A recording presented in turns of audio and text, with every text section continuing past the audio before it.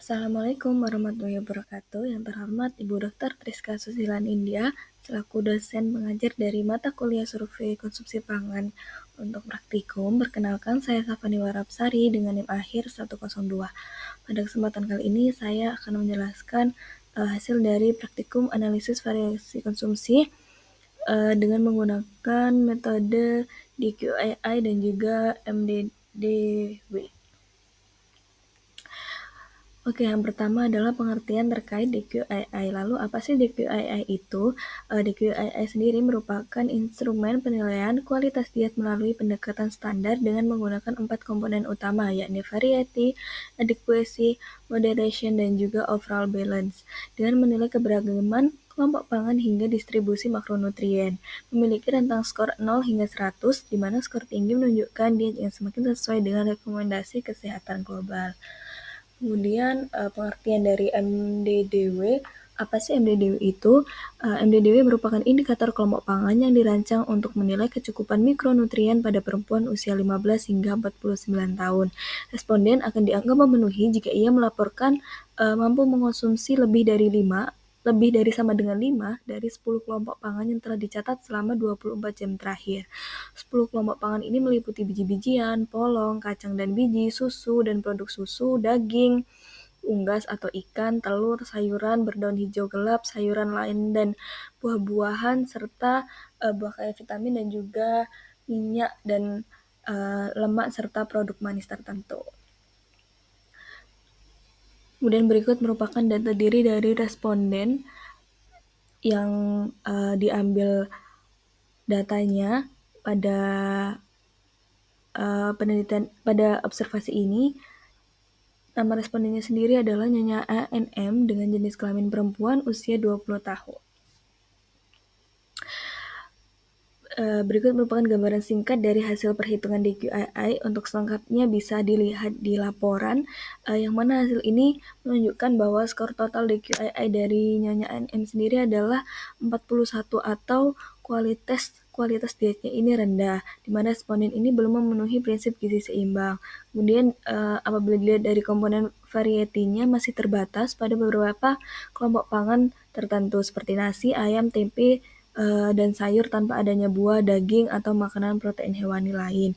Dari komponen adequacy-nya sendiri, asupan sayur, serat, zat besi, kalsium, dan vitamin C-nya ini masih berada jauh di bawah standar, menyebabkan sebagian besar indikator memperoleh skor yang rendah. Selanjutnya untuk komponen moderation itu mendapatkan skor 0 karena ketiga asupan ini ternyata berada di batas rekomendasi.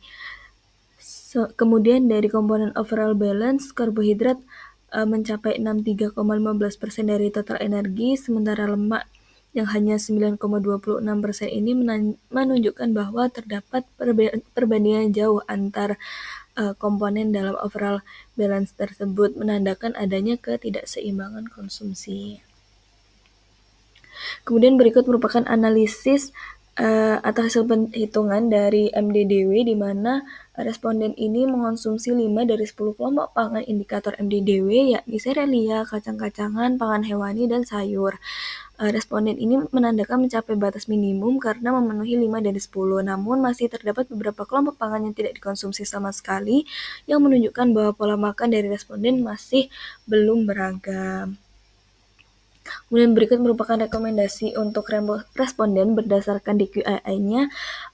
Rekomendasi yang tepat adalah perbaikan pola makan dengan mengutamakan variasi kecukupan zat gizi, pengendalian asupan lemak, serta penyeimbangan komposisi makronutrien. Kemudian dapat dilakukan peningkatan konsumsi pangan tinggi serat, vitamin, dan mineral, serta mengurangi frekuensi konsumsi makanan gorengan, di mana pergantian minyak goreng dengan minyak yang lebih sehat seperti canola atau olive oil ini dapat dilakukan. Kemudian untuk rekomendasi berdasarkan metode yang MDDW sendiri adalah yang pertama dapat menambahkan kelompok pangan buah-buahan sebanyak 1 hingga 2 porsi per hari, kemudian mengonsumsi kacang-kacangan, biji-bijian karena kaya akan lemak sehat, vitamin B kompleks, dan juga mineral.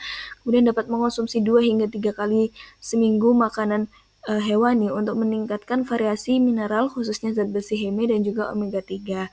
Kemudian yang terakhir adalah dapat mengonsumsi kelompok pangan umbi-umbian seperti ubi jalar, singkong, atau juga talas untuk menggantikan sebagian konsumsi nasi, sehingga tidak hanya bergantung pada satu sumber, yakni satu sumber karbohidrat saja.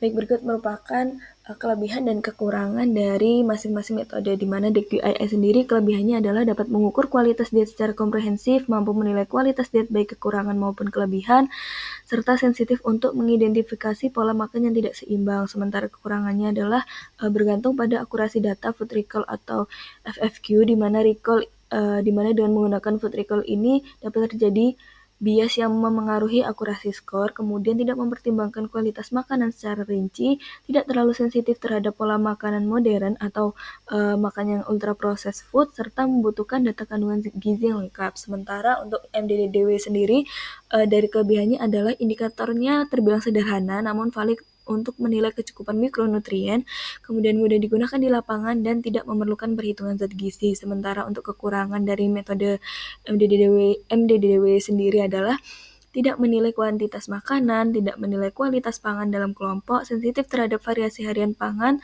tidak dapat memprediksi kecukupan makronutrien, serta tidak mempertimbangkan makanan yang ultra proses. Kesimpulan yang dapat diambil dari hasil praktikum ini adalah responden sendiri belum menunjukkan kualitas diet yang optimal, di mana dari skor DQI sebesar 41 mengindikasikan bahwa kualitas diet responden berada pada kategori rendah dan belum memenuhi prinsip gizi seimbang.